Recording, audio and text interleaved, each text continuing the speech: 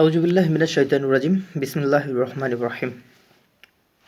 রব্বি জিদনি ইলমা, রব্বি জিদনি ইলমা, রব্বি জিদনি ইলমা।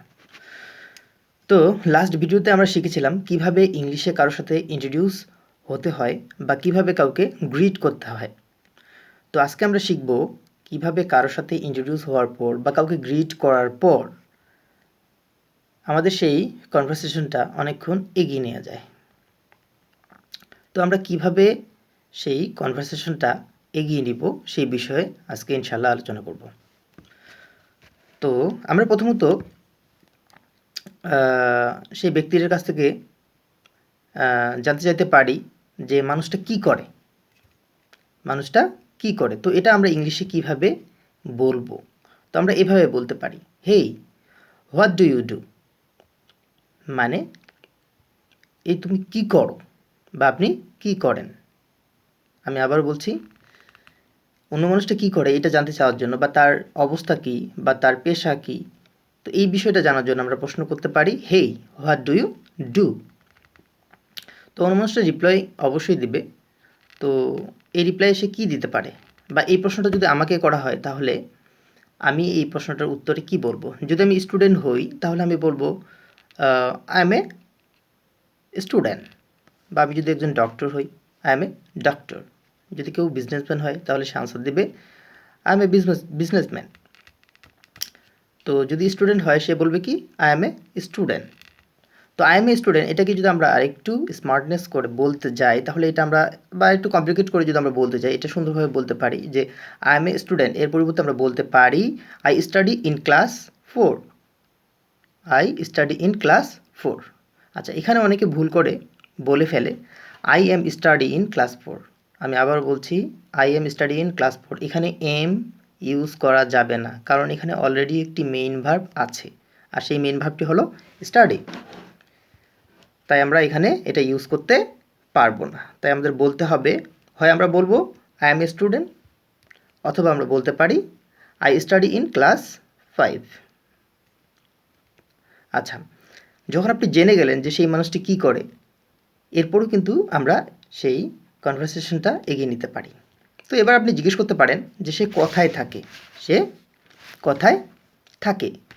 তো সে কোথায় থাকে এটি আপনি ইংলিশে কীভাবে জানবেন আমি বলছি, হেই হোয়ার ডু ইউ লিভ, এভাবে বলতে পারেন। অথবা এভাবে বলতে পারেন, হেই হোয়ার ডু ইউ স্টে। এখানে লিভ আর স্টে মানে একই অর্থ বোঝাচ্ছে, মানে তার বাসস্থানটা কোথায় বা সে কোথায় থাকে সেটি জানতে চাওয়া হচ্ছে।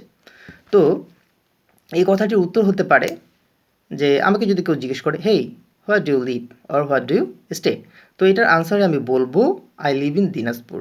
অথবা এটিকে যদি আমি আরেকটু কমপ্লিকেট করে বলতে চাই বা একটু গুছিয়ে বলতে চাই তো আমি বলতে পারি যে I live at Suihari in Dinajpur.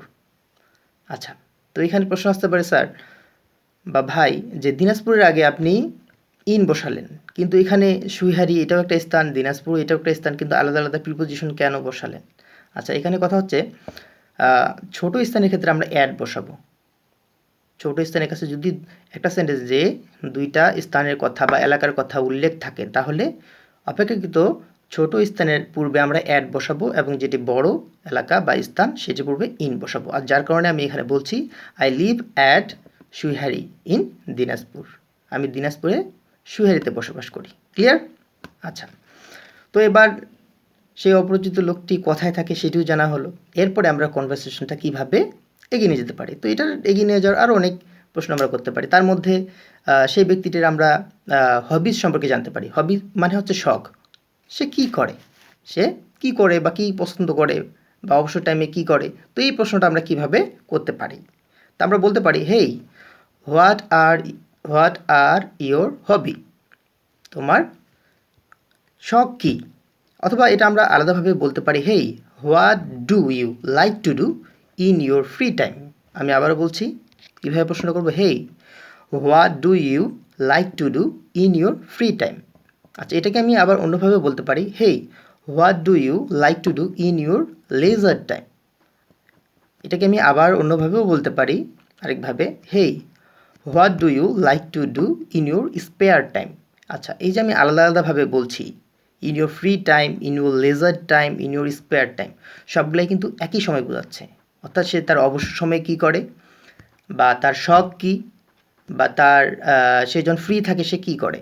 তো এটা আমি কোন প্রশ্নের উত্তরে বলছি, যখন আমি প্রশ্ন করছি হেই হোয়াট আর ইয়োর হবি, তোমার হবি কী, অথবা এটা আমরা বলতে পারি আরেকভাবে বলছি আমি যে what do you like to do in your free time or leisure time or spare time, মানে তুমি তোমার অবসর সময়ে বা যখন ফ্রি থাকো তুমি কি করো বা তোমার শখ কী। তো এই প্রশ্নগুলোর উত্তর হতে পারে বা আমরা উত্তর দিতে পারি, কেউ যদি আমাদের এই প্রশ্নগুলোই করে তাহলে আমরা এইভাবে সাজিয়ে উত্তর দিব। I like to play cricket, আমি ক্রিকেট খেলতে পছন্দ করি, বা আই এনজয় প্লেইং ক্রিকেট, অথবা বলতে পারি I like to watch movies in my leisure time, বা আমরা বলতে পারি I enjoy cooking in my free time. এভাবে প্রশ্নগুলোর উত্তর সুন্দরভাবে দিতে পারি। এছাড়াও আরও নানা ধরনের প্রশ্ন করে আমরা কনভারসেশনটা এগিয়ে নিয়ে যেতে পারি।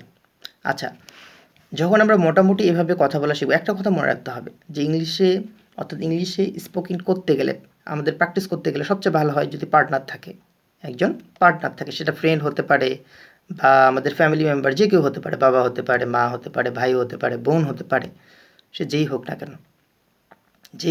আর প্রথমত আমাদের ইংলিশ স্পিকিংয়ে আসতে গেলে যদি ভুল হতে পারে, সমস্যা নেই।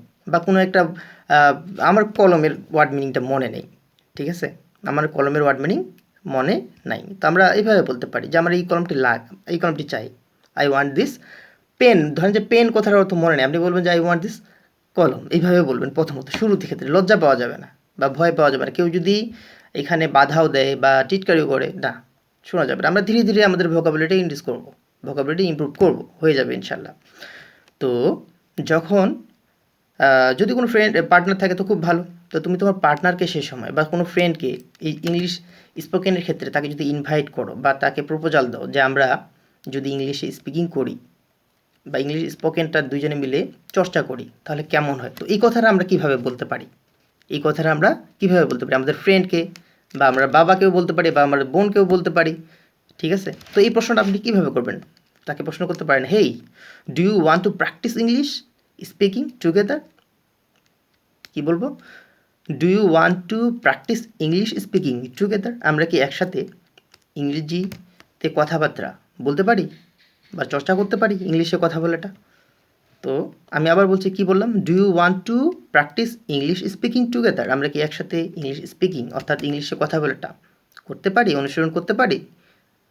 আচ্ছা, তো এর উত্তরে আমরা কি বলতে পারি, এই প্রশ্নটা যদি ঠিক আমাদেরকেই করা হয় তো এর উত্তরে আমরা কি বলবো, বা ওই ব্যক্তিকে যদি করে সে কি আনসার দিতে পারে, সে বলতে পারে দ্যাট উড বি গ্রেট, এটা তো অনেক ভালো হয়, বা দ্যাট উড বি লাভলি, বা বলতে পারে স্প্লেন্ডিড, বা বলতে পারে দ্যাটস ফ্যান্টাস্টিক আইডিয়া।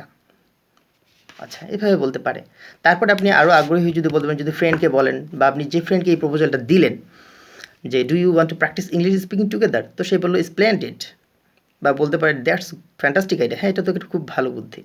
আচ্ছা, যখন সে রাজি হয়ে গেল তো কনভারসেশনটা কিন্তু আরও আমরা আগাতে পারি সেই ফ্রেন্ডের সাথে। কীভাবে, তো আমরা বলতে পারি যে তোমার কি আরও কোনো ফ্রেন্ড আছে যারা এই ইংলিশ স্পিকিং করতে আগ্রহী বা একসাথে আমরা করতে পারি। তো এই প্রপোজালটা আপনি বা এই কথাটা আপনি ইংলিশে কীভাবে বলবেন, তো বলতে পারেন এভাবে, do you have any friends who want to practise English speaking together. কী বলবো, do you have any friends who want to practise English speaking together, যে তোমার কি আরও কোনো বন্ধু আছে যারা সবাই মিলে আমরা একসাথে ইংলিশ স্পিকিংটা চর্চা করতে পারবো বা বলতে পারবো। তো সেই ব্যক্তিটা অবশ্যই এই কথার একটা সুন্দর একটা আনসার দেবে। কীভাবে বলতে পারে, বা আমাদেরকেও যদি বলে বা আমাকেও যদি এই প্রশ্নের উত্তর বলে কোনো ফ্রেন্ড, তো আমি অবশ্যই আনসার দেবো এভাবে, ইয়েস আই ডু, হ্যাঁ অবশ্যই, এই উত্তর দ্বারা হ্যাঁ অবশ্যই, হ্যাঁ অবশ্যই। তো এভাবে আমরা নানাভাবে ইংলিশ স্পিকিংটা চালিয়ে নিতে পারি, আমরা নিজেদের মতো করে আরও সুন্দর সুন্দর কথা বা সেন্টেন্স, ছোটো ছোটো সেন্টেন্স মেক করে চালিয়ে নিতে পারি যদি আমাদের ইংলিশের প্রাথমিক জিনিসগুলো জানা থাকে।